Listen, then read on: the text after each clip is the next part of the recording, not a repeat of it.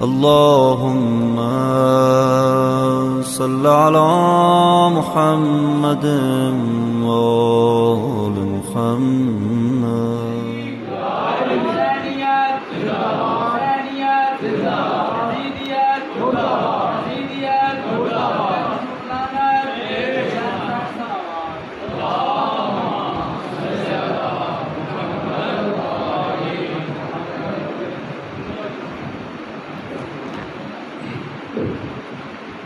اور محمد علی بیت محمد صلی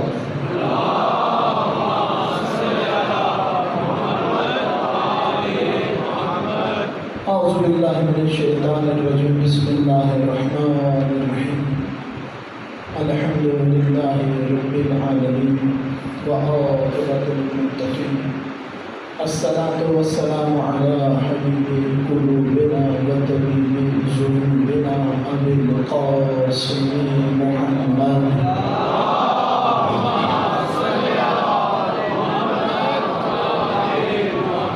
وأهل بيته الطيبين الطاهرين المعصومين ولعن الله على أعدائهم أجمعين.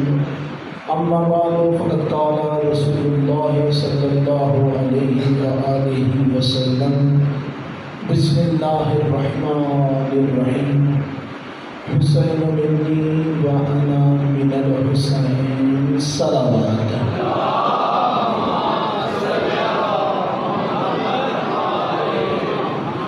سب سے پہلے دعائیں بارگاہ رب العزت میں پروردگار آپ سب کا اس پر عذاب پہ آنا اپنی بارگاہ میں عبادت شمار فرمائے. اپنے دلوں میں جو دعائیں لیے بیٹھے ہیں پروردگار آپ کی سب دعاؤں کو مستجاب فرمائے. میرے ذمہ جن میرے مومنین بھائیوں نے دعائیں لگائیں پروردگار ان سب کی دعاؤں کو مستجاب فرمائے. خدا آپ سب کے مرحومین کی مغفرت فرمائے. شہدائے مسجد زینبیہ کی مغفرت فرمائے. پروردگارہ تو جو آستار محمد علیہ السلام کی عزت و عظمت کا ہمارے دین کے ہادی امام مہدی کا جلد ظہور فرما. ان کے نور سے ہماری آنکھوں کو منور فرما اور مولا جب صدا دیں تو لبیک کہنے کی توفیق عطا فرما. اپنی اپنی دعاؤں کی قبولیت کے لیے اپنے اپنے مرحومین کی بلندی درجات کے لیے اور ظہور امام زمانہ میں تعجیل کے لیے بآواز بلند صلوات.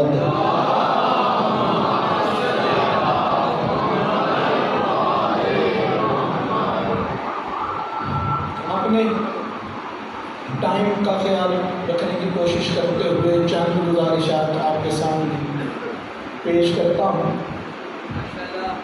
کل جہاں تک میری گفتگو پہنچی تھی ماشاءاللہ آپ کے ذہنوں میں انشاءاللہ وہ محفوظ ہوگی کہ غدیر کے میدان میں خواتین نے بیعت کر لی تھی اور وہ کیا طریقہ کار تھا وہ بھی میں نے کل بیان کیا.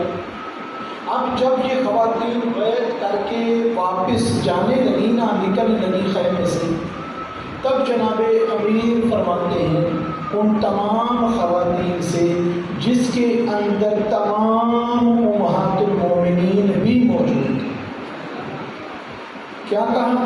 مولا فرماتے ہیں کہ اگر تم میں سے کوئی میری بیعت کو توڑے گا میں محشر میں شفاعت نہیں کروں گا. پاس جناب سرور کائنات بھی موجود ہیں. جناب سرور کائنات نے یہ نہیں فرمایا یہ تو پوری امت کی مائیں ہیں. سب مائیں اکٹھی یہاں پر موجود ہیں, بڑی بھی ہیں چھوٹی بھی ہیں. ہر خاتون یہاں پر جو حج پہ آئی ہے وہ ساتھ ہے. اب شفاعت میرے ذمہ ہے, میں جس کی چاہوں کروں. علی آپ یہ اعلان کیوں کر رہے ہیں؟ مگر جناب سرور کائنات جانتے تھے کہ میں نے کہا ہے جس جس کا جیسا مولا میں ہوں, جیسا مولا میں ہوں ویسا مولا علی ہے. اب جو میری نبوت کا انکار کرے اسے میری شفاعت نصیب نہیں. جو علی کی بیعت سے پھر جائے اس کو بھی علی کی شفاعت نصیب نہیں. اب یہاں پر میرا محترم مجمع انتہائی توجہ کے ساتھ شکر الحمدللہ چند باتیں میری سنتا ہے کہ مکہ کے اندر پہلے ہوتا تھا، آج کل ماشاءاللہ جانے والے کو بتائیں گے کہ بورڈ لگا تھا مکہ مکرمہ کے باہر کہ غیر مسلم یہاں پہ داخلہ نہیں کر سکتے، انٹری مکہ مکرمہ میں غیر مسلم کی انٹری بند ہے۔ وہ سنا ہے میں نے، پتہ نہیں وہ سچ ہے یا جھوٹ ہے، کہ اب کے حکمرانوں نے وہ بورڈ بھی اتروا دیا ہے اور کافروں کو ہاتھ پہ اٹھا کے کعبے کا طواف کرواتے ہیں۔ یہ معاملہ تو عجیب و غریب سے چل رہے ہیں، لیکن وہاں پر بند تھی انٹری کہ جب یہ بورڈ لگا ہوا تھا کہ یہاں پر کافر کوئی نہیں آ سکتا، تو کیا خیال ہے مکہ میں کوئی کافر تھا یا نہیں؟ جب منع کر دیا گیا، آج کی بات نہیں کرتے، جب وہ بورڈ لگا تھا باہر کہ کوئی کافر مکے کے اندر انٹر نہیں ہو سکتا، کافر کا داخلہ بند ہے، تو کیا کوئی کافر مکے میں تھا یا نہیں؟ کون سا تھا؟ اب وہ تھوڑی سی میں حدیث کی روشنی میں بیان کرنے کی کوشش کروں گا، انشاءاللہ آپ کے ذہن میرا ساتھ دیں گے، آپ کی سماعتیں میرے ساتھ رہیں گی۔ من مات حب آل محمد، جو آل محمد کی محبت میں مر جائے اسے مراوا نہ کہو، وہ شہید ہے، وہ شہید ہے، اور جو بغض آل محمد میں مر جائے اسے مراوا نہ کہو، وہ کافر ہے۔ وہ اب آپ خود سوچ رہے ہیں، بورڈ سے پہلے کتنے بندے اندر ایسے تھے جو آل محمد علیہ السلام سے محبت کرنے والے تھے، کتنے ایسے موجود ہیں جو آل محمد سے بغض رکھنے والے تھے۔ پروردگار ہمارا شمار آل محمد سے محبت کرنے والوں میں کرے، بابا سے بلند صلوات۔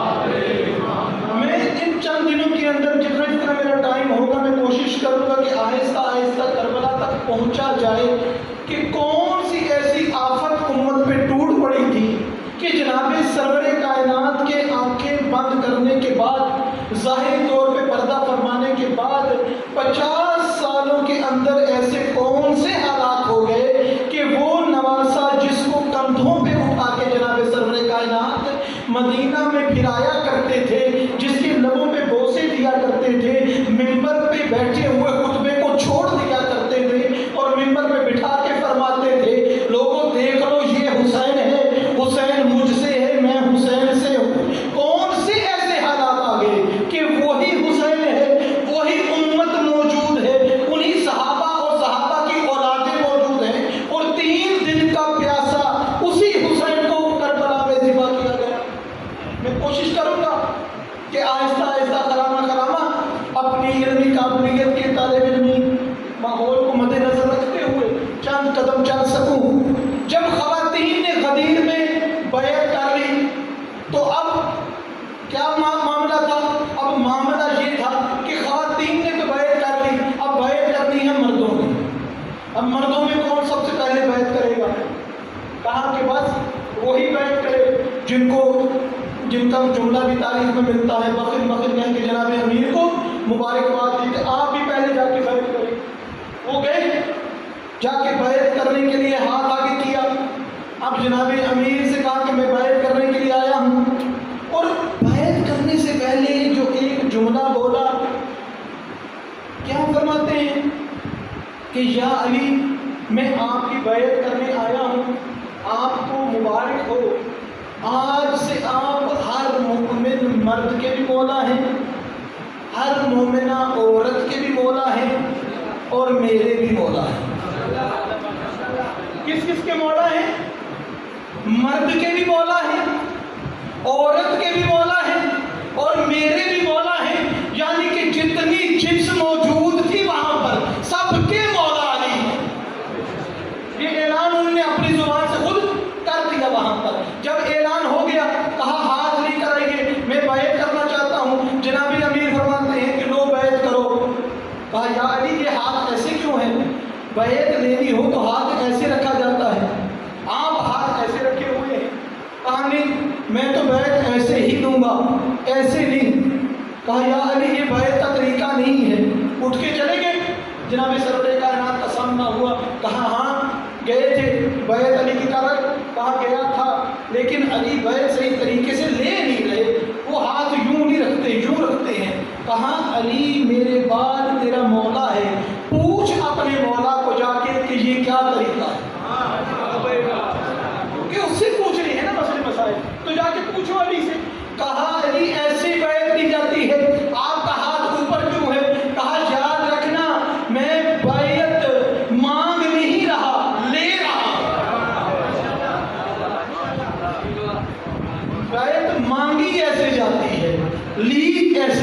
ہے علی بیعت مانگ نہیں رہا، بیعت لے رہا ہے۔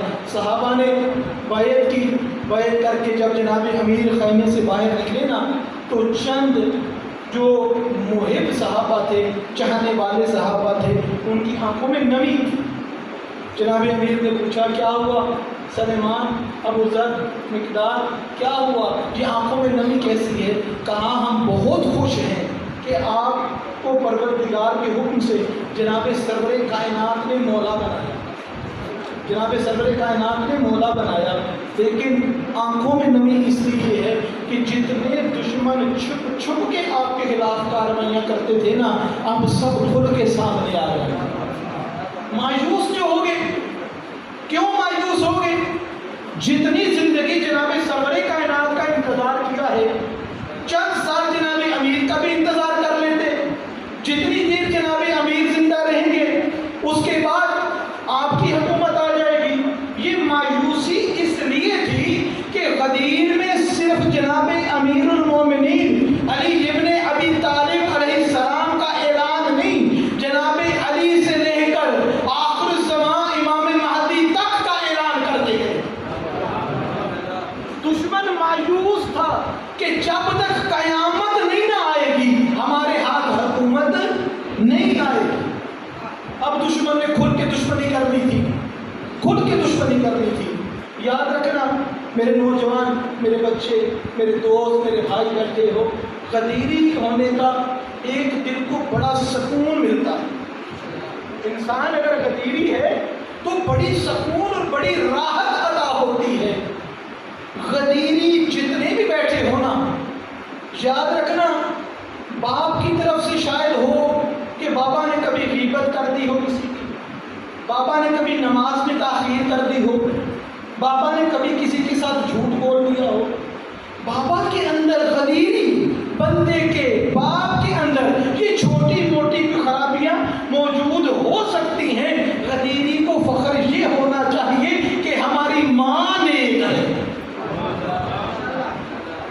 ہماری ماں کے اندر کسی چیز کی کمی نہیں۔ ایک صحابی تھے، جا رہے تھے جناب امیر سے آ کر ملے اور چہرے پہ مسکراہٹ تھی، اور مسکراتے مسکراتے جناب علی کے پاس آ کے بیٹھ گئے۔ جناب امیر پوچھتے ہیں کیا وجہ ہے، مسکراتا کیوں ہے، مسکرانے کا سبب کیا ہے؟ تو کہنے لگا میں دوسری طرف جا رہا تھا۔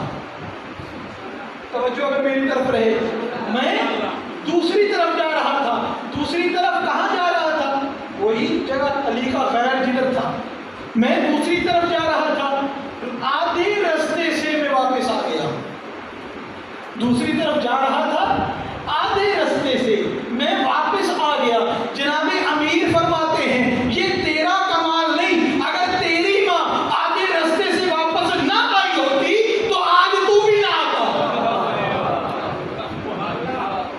یہ تیری ماں کی اچھائی ہے کہ وہ آدھے رستے سے واپس آ گئی تھی۔ اور مومن جتنے غدیری بیٹھے ہو، ایک دوسرے کا احترام کیا کرو، ایک دوسرے کی عزت کیا کرو، ایک دوسرے کے حقوق کا خیال رکھا کرو۔ مومن کا دل توڑنا، مومن کا دل دکھانا کعبہ گرانے سے زیادہ گناہ والی بات۔ کوئی شخص کعبے کو نقصان پہنچائے نا، اور کوئی شخص مومن کو نقصان پہنچائے، مومن کو نقصان پہنچانا کعبے کو نقصان پہنچانے سے بڑا گناہ ہے۔ کبھی سوچا ہے کیوں بڑا گناہ ہے؟ مومن کا دل توڑنا کیوں اتنا بڑا گناہ کہ کعبے کی حرمت سے بھی زیادہ مومن کی حرمت ہے، کعبے کی عزت سے بھی زیادہ مومن کی عزت ہے۔ اس کی وجہ کیا ہے؟ کعبے کے اندر فقط 3 دن علی رہے ہیں، کعبے کے اندر فقط 3 دن علی رہے ہیں۔ مومن کے دل میں ہر وقت علی موجود ہوتا ہے، اس کی عزت ہے، اس کا اکرام ہے۔ یاد رکھو اس غدیر کو منا کر جب لوگ واپس گئے اور لوگوں نے آنکھیں بدل لی، جب جناب سرور کائنات اس دنیا سے رخصت ہوئے، آج ہم پہ سوال کیا جاتا ہے کہ کون سے ایسے واقعات ہو گئے تھے، ایسی کون سی انہونی ہوگی، ایسا کیسے ہو سکتا ہے کہ جناب سرور کائنات دنیا سے گئے اور تمام صحابہ جو ہے وہ الٹے پاؤں پھر گئے؟ ایسا ممکن کیسے ہے؟ یہ نئی بات نہیں تھی،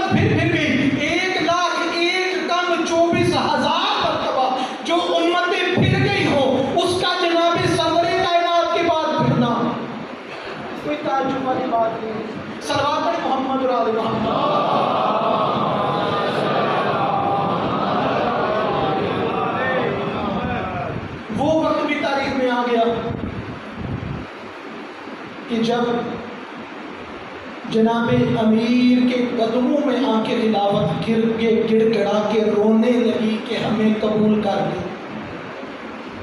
منصب خلافت کی بڑی توہین کر دی گئی، منصب خلافت کو بڑا بدنام کر دیا گیا. اے علی منصب خلافت کو عزت عطا کر. جب وہ وقت آیا نا کہ لوگوں نے اس طریقے سے جناب امیر کی طرف بیعت کے لیے بڑھے کہ فرماتے ہیں تاریخ میں ملتا ہے کہ جناب علی علیہ السلام کی آواز پھٹنے لگی. لوگ کہتے تھے کہ علی ہمیں بچا لو، علی ہمیں بچا لو، ہم تیری بیعت کرتے ہیں، ہم تیری بیعت کرتے ہیں. اور جب جناب امیر نے بیعت کی اور ظاہری طور پہ خلافت جناب امیر کے پاس آ گئی تو جناب امیر نے اپنا جو کیپٹل تھا حکومت کا وہ کوفہ کو قرار دیا. کوفہ کو اپنا مرکز قرار دیا، اپنا کیپٹل قرار دیا، وہاں پر رہے، وہاں پر حکومت کی. اب وہاں پر ایک دروازہ ہے مسجد کوفہ کا، جو جا چکے ہیں الحمدللہ، خدا بار بار جانا نصیب کرے، اور جن کی خواہش ہے کہ جائیں تو پروردگار سب کی دعاؤں کو مستجاب فرمائے. مسجد کوفہ کو نظر بھی آئے کہ مسجد کوفہ کا ایک دروازہ ہے جسے اژدہا کے نام سے منسوب کیا گیا ہے. سرواقع محمد علیہ محمد.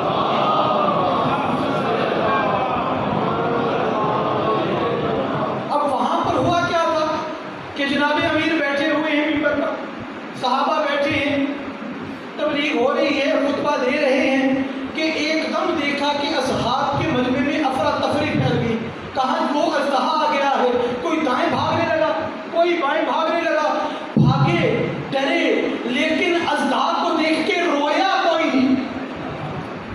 اژدہا کو دیکھ کر رویا کوئی نہیں، یعنی کہ رونا جس وقت تھا اژدہا کو دیکھ کر، سانپ کو دیکھ کر اگر کوئی رویا تھا تو ماننا پڑے گا وہ کسی سازش کا حصہ تھا. جب اتنے بڑے اژدہا کو دیکھ کے نہیں روئے تو مختصر کرتا ہوں، بس میرا ہے قبلہ تشریف نہیں ہے. ہاں جی، بس میں انشاءاللہ تعالی قبلہ کی سیرت و سلامتی کے لیے صلوات پڑھیں محمد رہا.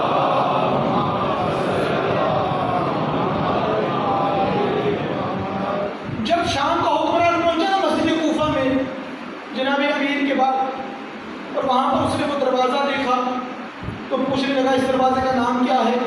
لوگوں نے بتایا اس کا نام یہ ہے. کہا یہ نام کیوں ہے؟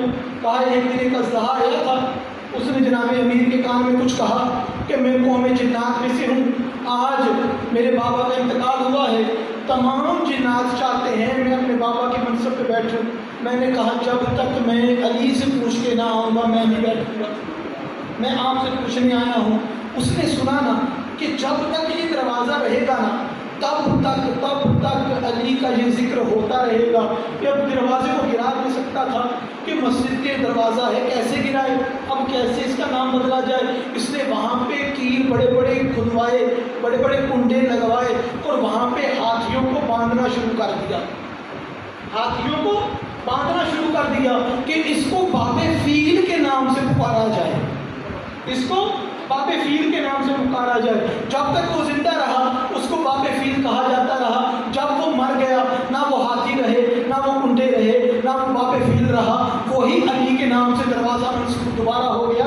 میں کہتا ہوں میں نے سوچا، میں نے تدبر کیا اور اپنی طالب علمی حیثیت میں رہتے ہوئے اس چیز پہ غور کیا کہ کیا وجہ ہے کہ ہاتھی لا کے کیوں باندھے گئے. تو میں دیکھتا ہوں تاریخ میں جب بھی کوئی خدا کا دشمن آتا ہے تو وہ بھی ہاتھی لے کے آتا ہے. جب علی کی دشمنی میں کوئی آیا ہے وہ بھی ہاتھی لے کے آیا ہے.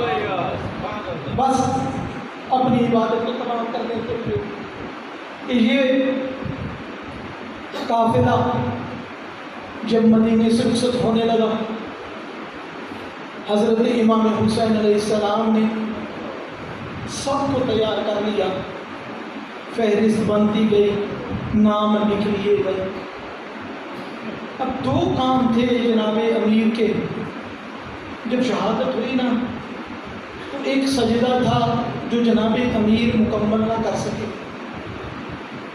اور خطبہ تھا جو فجر کی نماز کے بعد جناب امیر دیا کرتے تھے، وہ خطبہ نہ دے سکے. اب اس سجدے کو بھی مکمل کرنا تھا. اور جناب امیر کے خطبے کو بھی مکمل کرنا تھا۔ سجدہ مکمل کرنے کی ذمہ داری مولا حسین نے لی اور خطبہ دینے کی ذمہ داری سیدہ زینب سلام اللہ علیہا نے لی۔ کہا بابا آپ کا جو سجدہ رہ گیا تھا وہ سجدہ حسین مکمل کرے گا۔ بابا آپ نے سر اپنی مرضی سے سجدے میں رکھا، میں سر اپنی مرضی سے سجدے میں بے شک رکھوں گا، لیکن جب اٹھانے کا وقت آئے گا میرا سر تن سے جدا ہوگا۔